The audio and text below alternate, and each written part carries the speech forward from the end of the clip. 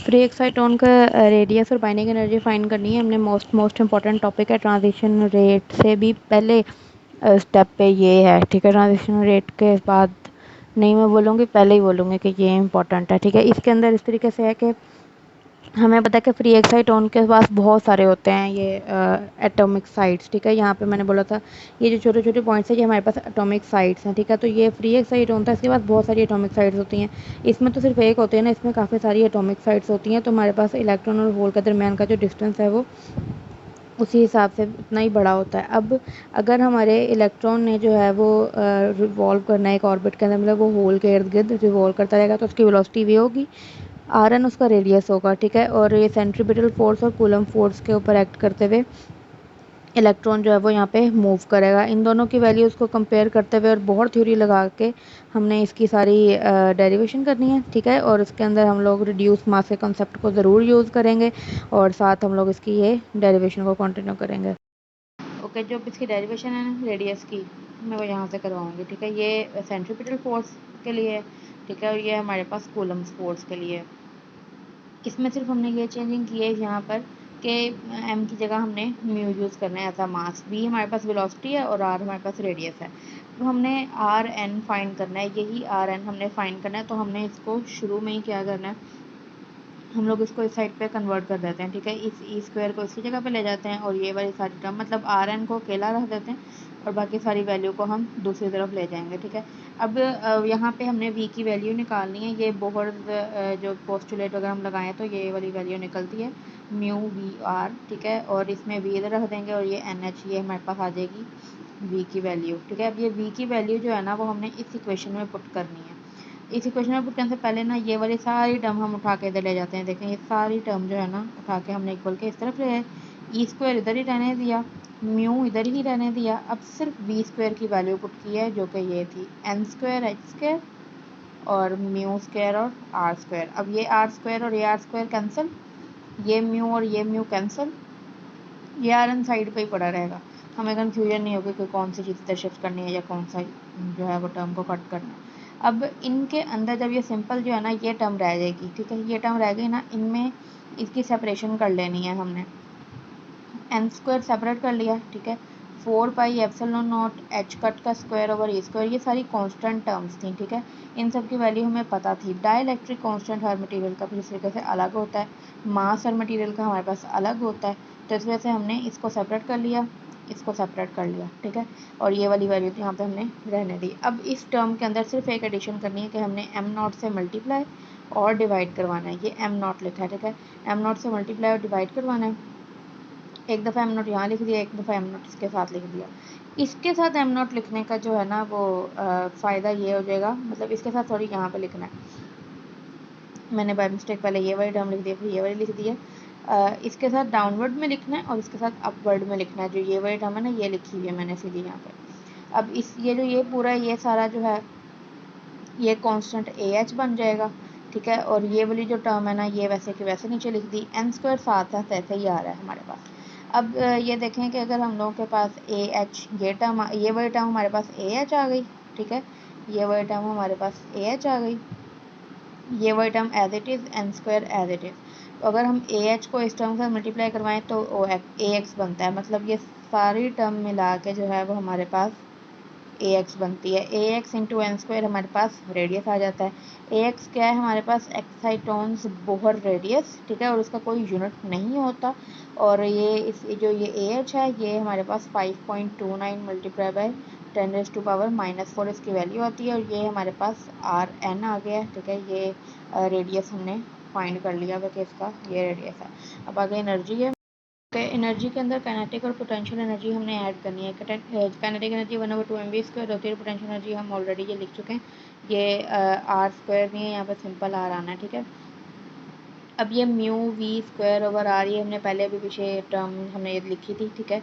ये हमने दोबारा से टर्म लिखी है ताकि इसमें से हम वी स्क्वायर की वैल्यू निकाल सकें। और वो हमने निकाल ली, ये म्यू को इधर ले गए और आर को इधर ले आए हम, ठीक है।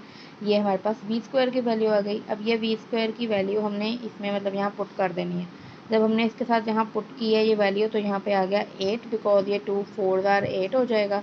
और बाकी सारी टर्म जो है हमारे पास ऑलमोस्ट वैसे ही आ जाएगी।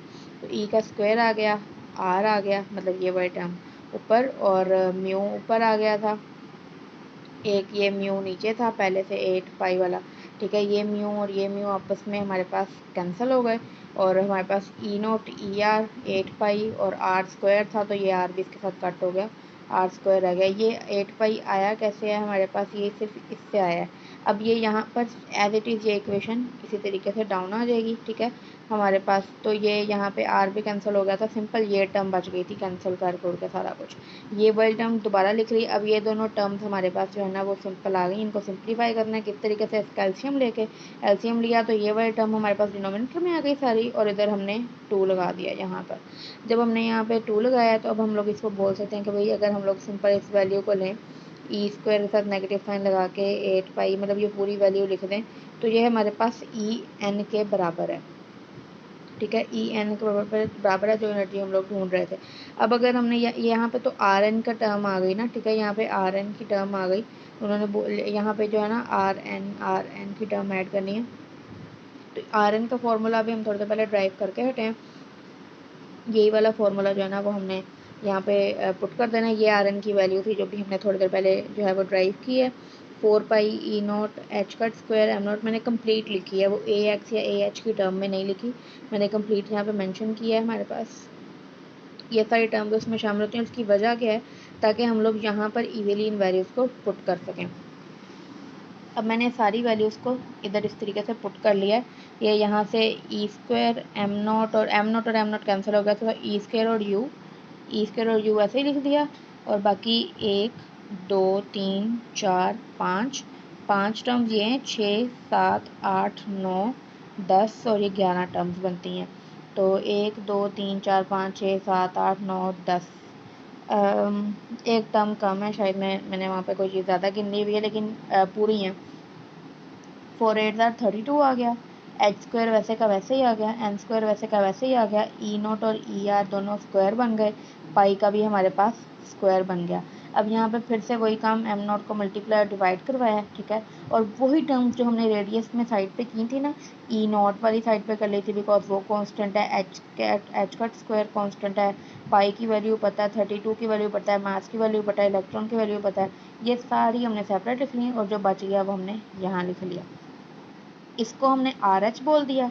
और ये सारी मतलब एन स्क्वायर को हटा के ये हमने यहाँ पे वैल्यू ऐसे लिखी है, तो हम इसको डायरेक्ट हम ये कह सकते हैं भाई R H multiply by this, जो भी इसको हम बोल सकते हैं आर एक्स। आगे उन्होंने बोला है कि अगर हम इस सारी टर्म को सिवाय इस ग्रीन वाले को निकाल के इकट्ठा करके लिखें तो वो आर एक्स के बराबर है, तो ये r x over n square हो जाएगा, ठीक है। और इसके साथ ही उन्होंने कहा कि हम इस फॉर्मूले के तहत जो है ना बाइंडिंग एनर्जी फाइंड कर सकते हैं। ये यही फॉर्मूला है, यहाँ पे 13.6 ई वी लिखा है, म्यू लिखा है, ई आर लिखा है, एम नॉट लिखा है, ठीक है। मतलब सिर्फ इसके साथ आर एच की वैल्यू उन्होंने 13.6 ई वी पुट कर दिया, और बोला है कि ये डाइलेक्ट्रिक कांस्टेंट आ गया, ये इफेक्टिव मास ऑफ होल आ गया, ठीक है, ये वैसे ही मास आ गया, तो ये ऐसे हम बाइंडिंग एनर्जी अपनी कैलकुलेट कर सकते हैं।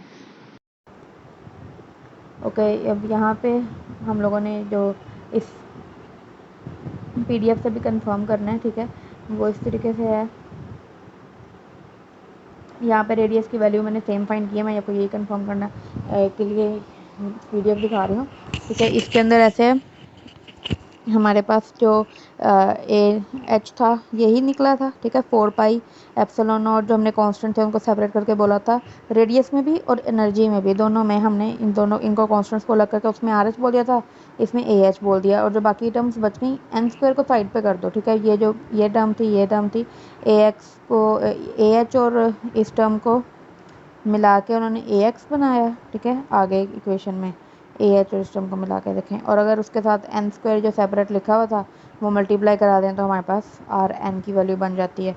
ए एक्स हमारे पास बोहर्स एक्साइटोन था, ठीक है, बोहर्स रेडियस एक्साइटोन का, और ए एच की वैल्यू हमारे पास 0.53 एंगस्ट्रॉन्ग है, is Bohr's radius of hydrogen atom, and am not is mass of electron. ये तो रेडियस का आ गया, ठीक है। एक चीज़ इसने ये भी लिखी है, the value of reduce mass in electron proton system in hydrogen atom is this, ठीक है।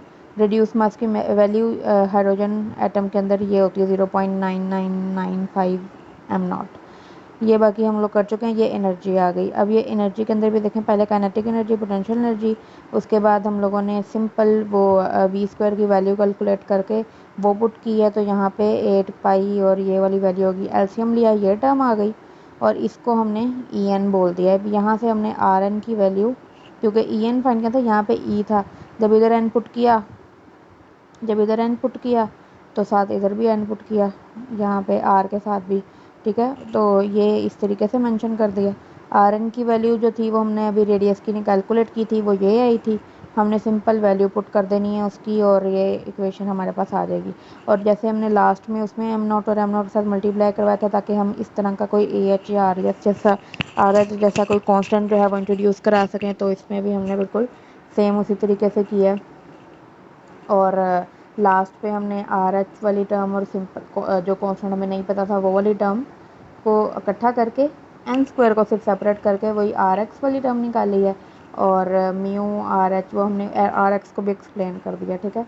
और उसके बाद बाइंडिंग एनर्जी की वैल्यू ये लिखी हुई है, और उन्होंने कहा है कि इससे हमें बाइंडिंग एनर्जी मिल सकती है अगर हमारे पास जो डाइलेक्ट्रिक कांस्टेंट है और होल इफेक्टिव मास की वैल्यू, मतलब ई आर की वैल्यू पता हो, यहाँ पे ई आर की पता हो, मास की पता और ये हमारे पास वैल्यू हो, तो हम आराम से बाइंडिंग एनर्जी फाइंड कर सकते हैं। और उन्होंने उसने बोला है कि जो डाइलेक्ट्रिक कांस्टेंट है ना, वो फ्रीक्वेंसी के साथ और हैवी और लाइट होल के साथ जो है ना बैंड के अंदर, वो जो है वेरी कर जाता है डाइलेक्ट्रिक कांस्टेंट। जैसे मतलब हाई होल की बात करें तो और है, लाइट होल की बात करें तो उसमें हमारे पास और है। और ये जो ये बैंड हैं ये रीजनरेट हो जाते हैं k इज इक्वल टू 0 के ऊपर। We'll use the value of dielectric constant for photon energy that corresponds। ये मुझे नहीं समझ में आया इसमें क्या बोला है, एक दफ़ा इसको पढ़ने की कोशिश दोबारा से करूँगी। We'll use the value of ER for photon energy that corresponds to Rx and a weighted average of heavy light hole mass। मैंने और कहीं नहीं पढ़ा, शायद बुक में मेंशन हो, इस वजह से मुझे समझ में नहीं आ रहा, मैंने बुक नहीं पढ़ी। हाँ, ये 2 पॉइंट्स मुझे लाजमी समझ में आए हैं कि अगर हमारे पास ई जी इंक्रीज़ करती है तो आर एक्स इंक्रीज़ करेगा और ए एक्स डिक्रीज़ करेगा, ठीक है। और बिल्कुल इस कंसेप्ट की वजह से, क्योंकि ई जी के इंक्रीज़ करने से म्यू इंक्रीज़ होता है और ई आर हमारे पास मतलब डाइलेक्ट्रिक कांस्टेंट हमारे पास डिक्रीज़ होता है।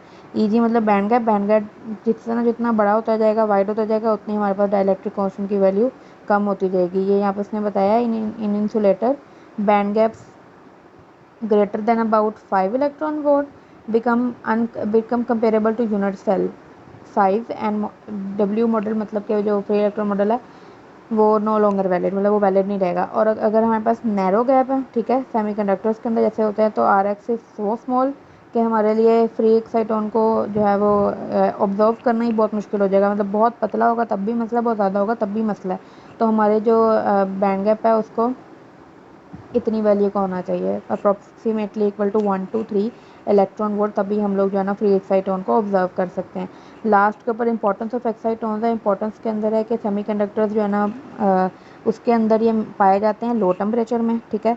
और ये हमारी डिवाइस की एप्लीकेशन, जो ऑप्टिकल डिवाइसेज हैं, ऑप्टो इलेक्ट्रॉनिक डिवाइसेज, इसकी एप्लीकेशन के लिए बहुत ज़रूरी हैं, जैसे कि LED, semiconductor, laser often involve excitons, ठीक है। और उसके बाद है एक्साइटोन्स जो है ना effect become much more important in the case of quantum well वो हमारे पास जो क्रॉनिक पेनी मॉडल्स और वो जो सारे हमारे पास ब्लॉक थ्योरम वगैरह उसमें उस चैप्टर के अंदर हमने पढ़े हुए हैं क्वांटम वेल। तो उसके अंदर हमारे पास एक्साइटोन्स जो है वो बहुत ज़्यादा इंपॉर्टेंट हो जाते हैं, मतलब बहुत ज़्यादा उसकी वैल्यू होती है।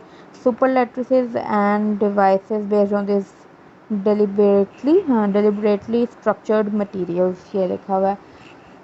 हमारा चैप्टर नंबर 4 भी कंप्लीट है विदाउट न्यूमेरिक